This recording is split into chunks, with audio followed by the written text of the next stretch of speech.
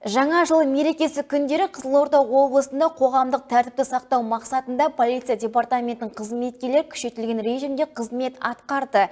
Демалысқа қарамастан тәртіп сақшылар тәулік бойы кезекшілікке шығып, тұрғындардың қауіпсіздігін қамтамасыз етті. 5 күн ішінде құқық бұзушылықтарға қатысты 200-ге жуық әкімшілік хаттама тіркелді.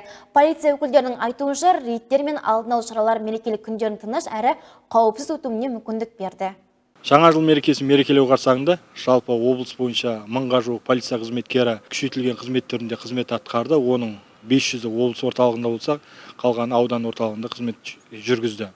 Бұл аталған іс-шараға ұлттық ұлан сарбаздары өз үлестерін қосып, бұл іс-шарада рейдтік жұмыстарға жұмылдырылды. Жалпы іс-шара барысында тұрғындар көп шоғырланатын ойын-сауық орындары мен шырша маңында күшейтілген рейдтік жұмыстар жүргізілді.